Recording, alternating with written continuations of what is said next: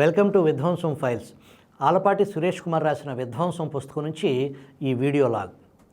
దివాలా పరిష్కారం ప్రక్రియలో భాగంగా హిందూ ప్రాజెక్ట్స్ను 501 కోట్ల రూపాయలకు వంశీరామ్ బిల్డర్స్ కన్సార్షియం చేజెక్కించుకుంది. అయితే ఎన్ఫోర్స్మెంట్ డైరెక్టరేట్ ఈడీ రంగంలోకి దిగిన కారణంగా ఈ వివాదం సుప్రీంకోర్టుకు వెళ్ళింది. ఫలితంగా లేపాక్షి నాలెడ్జ్ హబ్ భూములను భోంచేసే కార్యక్రమం ప్రస్తుతానికి ఆగింది.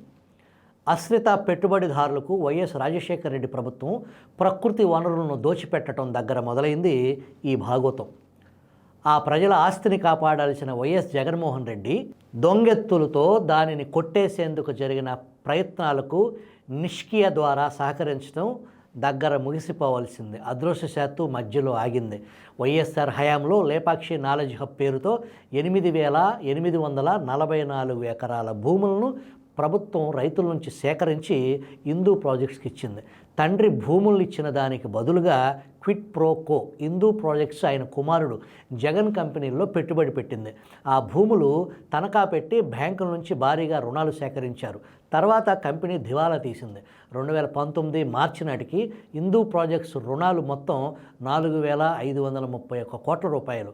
ఇందులో 4,138 కోట్ల మొత్తాన్ని దివాలా ప్రక్రియ పరిష్కారం కిందకు తెచ్చేందుకు నేషనల్ కంపెనీ లా ట్రిబ్యునల్ అంగీకరించింది. నిజానికి లేపాక్షి భూముల కుంభకోణం నేపథ్యంలో రాష్ట్రంలో నల్లారి కిరణ్ కుమార్ రెడ్డి ప్రభుత్వం వచ్చిన తర్వాత ఈ భూముల కేటాయింపును రద్దు చేసింది. అయితే దానికి ముందే భూముల తనఖాపై బ్యాంకుల నుంచి ఇతర సంస్థల నుంచి తెచ్చుకున్న రుణాలు మొత్తం వసూలుకు రుణదాతలు నేషనల్ కంపెనీ లా ట్రిబ్యునల్ను ఆశ్రయించారు. ఈ పంచాయతీలో ఎర్తిన్ కన్సార్షియం అనే కంపెనీ ఇవ్వచూపిన 500 కోట్ల రూపాయల పరిష్కార మొత్తాన్ని ట్రిబ్యునల్ ముందు రుణదాతలు అంగీకారం తెలిపారు. జగన్ మేనమామ కమలాపురం ఎమ్మెల్యే రవీంద్రనాథ్ రెడ్డి కుమారుడు నరేన్ రామానుజుల రెడ్డి ఎర్తిన్ డైరెక్టర్లో ఒకడు. ఏ కారణం చేతనో ఎర్తిన్ గడువులోపు డబ్బు చెల్లించని కారణంగా ఆ పరిష్కారం రద్దయింది. తర్వాత ఈడీ అభ్యంతరాలను తోసిపుచ్చుతూ వంశీరామ్ బిల్డర్స్ కన్సార్షియం ప్రతిపాదనను ట్రిబ్యునల్ ఆమోదించింది. ఈడీ సుప్రీంకోర్టును ఆశ్రయించడంతో అది అక్కడ ఆగింది. లేని పక్షంలో కనీసంగా 2,500 కోట్ల రూపాయల విలువైన 4,191 ఎకరాల భూములు కేవలం 500 కోట్ల రూపాయలకు అన్యాక్రాంతం అయ్యేవి. ఇక్కడ అర్థం కాని విషయం ఏంటంటే రుణం మొత్తాన్ని రాబట్టుకునేందుకు రుణదాతలు ఎందుకు ప్రయత్నించడం లేదు? 8వ వంతు మాత్రమే దక్కే ఈ పరిష్కారానికి వారు ఎందుకు అంగీకరించారు? భూములు వేలం వేయించి ఇంకా ఎక్కువ మొత్తాన్ని రాబట్టుకోవచ్చు కదా. వసూలు కావాల్సిన 4,189 కోట్ల రూపాయలలో 698 కోట్లు మినహా మిగతా రుణాల మొత్తం అంతా ప్రభుత్వ రంగ బ్యాంకులు ఇచ్చిందే. అంటే సుమారు 3,500 కోట్ల రూపాయలు బదులుగా 477 కోట్ల రూపాయలు తీసుకునేందుకు బ్యాంకులు అంగీకరించాయి. వేలాది మంది చిన్న సన్నకారు రైతులు భూములు పెట్టుబడిగా నడిచిన ఈ భారీ కుంభకోణం కేసులో A1 నిందితుడిగా ఉన్న వైఎస్ జగన్మోహన్ రెడ్డి ప్రస్తుతం ఈ రాష్ట్ర ముఖ్యమంత్రి. మరో నిందితుడు ఆనాటి రెవెన్యూ మంత్రి ధర్మాన ప్రసాదరావు. ఇప్పుడు ఆయన A1 నిందితుడి ప్రభుత్వంలో కూడా రెవెన్యూ శాఖ మంత్రిగా ఉన్నారు. ఆనాటి రెవెన్యూ శాఖ ముఖ్య కార్యదర్శి ఎం శామ్యూల్ లేపాక్షి కేసులో ఇంకో నిందితుడు. ఇప్పుడు ఆయన జగన్మోహన్ రెడ్డి కొలువులో ముఖ్యమంత్రి సలహాదారుగా నవరత్నాల అమలు వైస్ చైర్మన్గా క్యాబినెట్ ర్యాంక్ పదవి అనుభవిస్తున్నారు. లేపాక్షి నాలెడ్జ్ హబ్ పేరుతో జరిగిన ఈ ప్రజల ఆస్తుల భారీ దోపిడీ కార్యక్రమం వైసీపీ వారు ఏకకంఠంతో మహానేతగా కీర్తించిన వైఎస్ రాజశేఖర రెడ్డి హయాంలో జరిగిన అవినీతి భాగవతాలకు ఒక క్లాసిక్ ఉదాహరణ. లేపాక్షి నాలెడ్జ్ హబ్ కోసం భూముల సేకరణ విషయమై చర్చించేందుకు ముఖ్యమంత్రి వైఎస్ 2008 మార్చి 24న ఓ సమావేశం నిర్వహించారు. అదే రోజున లేపాక్షి సంస్థ MD పేరుతో ప్రభుత్వానికి ఒక లేఖ అందింది. యూనివర్సిటీలు, సైన్స్ అండ్ టెక్నాలజీ పార్కులు, IT కంపెనీలు ఇంకా అనేక వాణిజ్య సదుపాయాలు, నివాస సదుపాయాలతో తాము వెనకబడిన అనంతపురం ప్రాంతంలో ఓ నాలెడ్జ్ హబ్ ఏర్పాటు చేస్తున్నామని అందులో తెలిపారు.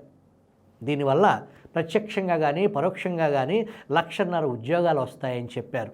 దీనికోసం తమతో ఇప్పటికే చాలా అంతర్జాతీయ సంస్థలు ఒప్పందాలు చేసుకున్నాయని కూడా చెప్పారు. ఈ నాలెడ్జ్ హబ్ కోసం భూమి కావాలన్నారు. అసలు విషయం ఏంటంటే ఆ రోజున ఆ సమావేశం నిర్వహించే నాటికి లేపాక్షి అనే సంస్థ ఉనికిలో లేదు. ఆ తర్వాత 2 రోజులకు ₹1,00,000 పెట్టుబడితో లేపాక్షి సంస్థను రిజిస్టర్ చేశారు.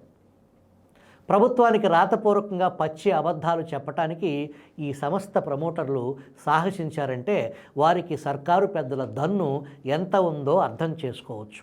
ఈ సంస్థ కోసం సీఎం వైఎస్ ఆదేశాలతో ప్రభుత్వ యంత్రాంగం ఆగమేఘాలపై కదిలింది.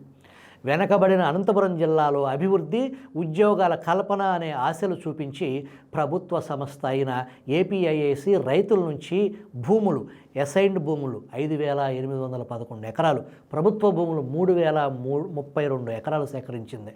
ఆ భూములను 2009 ఫిబ్రవరి నుంచి అక్టోబర్ లోపు లేపాక్షికి కట్టబెట్టారు. అసైన్డ్ భూములు అయితే ఎకరాకు 1,75,000, ప్రభుత్వ భూములు అయితే ఎకరాకు 50,000 రూపాయల చొప్పున లేపాక్షి సంస్థ ప్రభుత్వానికి డబ్బు చెల్లించి భూములను సొంతం చేసుకుంది. ఏపీఐఏసీ వసూలు చేసే 15% సర్వీస్ ఛార్జీని వైఎస్ ప్రభుత్వం 2% తగ్గించింది. ప్రాసెసింగ్ రుసుముగా వసూలు చేయాల్సిన 8 కోట్ల రూపాయలను పూర్తిగా మినహాయించారు.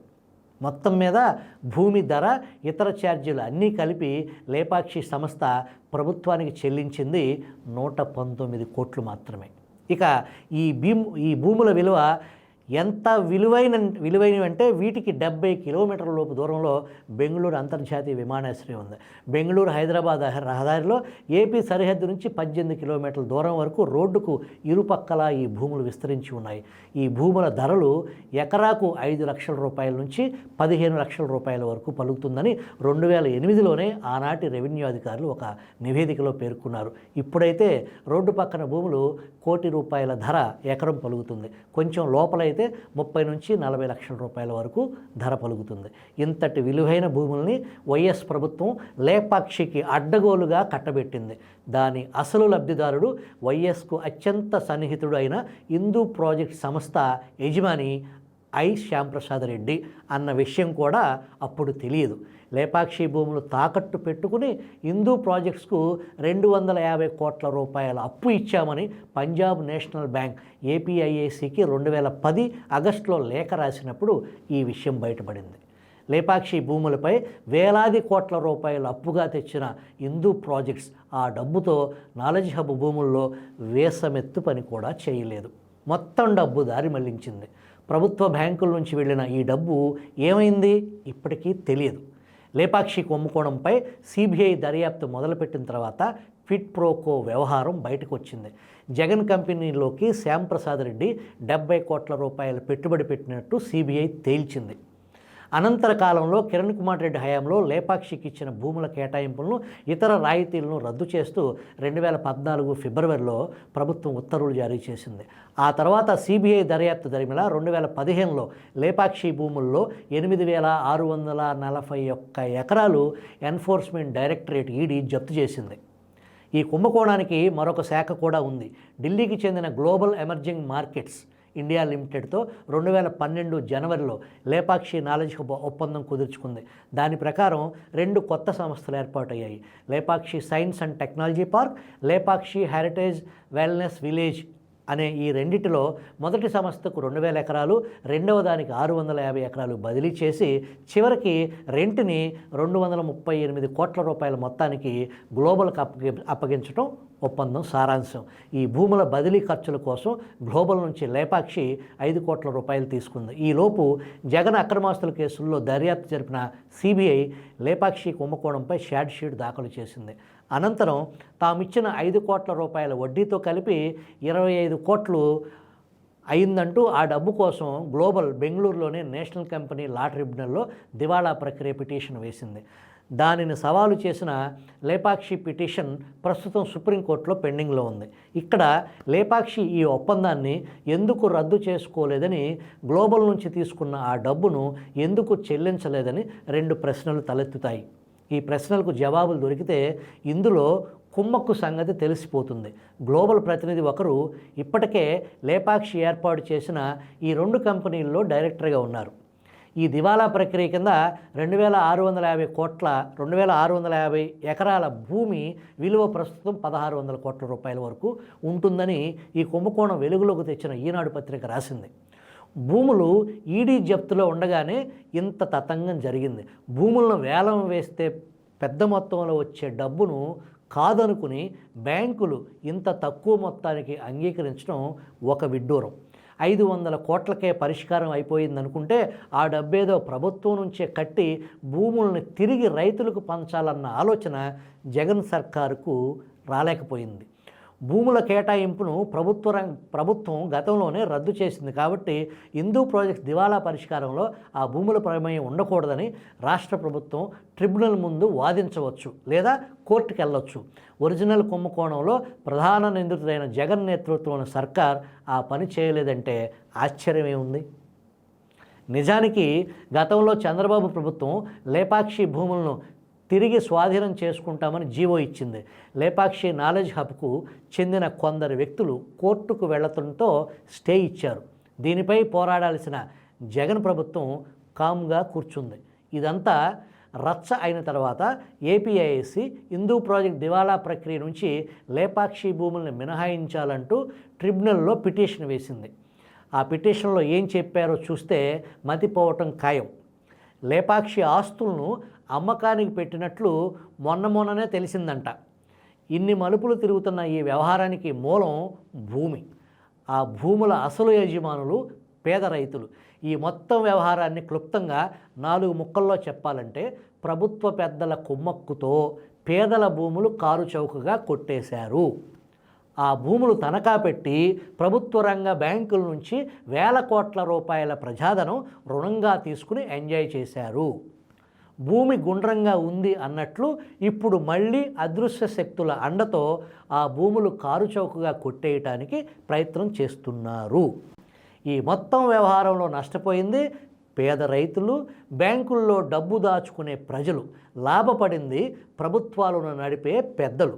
వారిని ఆశ్రయించుకుని వ్యవహారాలు నడిపే బడాబాబులు అంతా వాళ్లే. లోపల వాళ్లే, బయట వాళ్లే. అంతా మాయ, జగన్మాయ.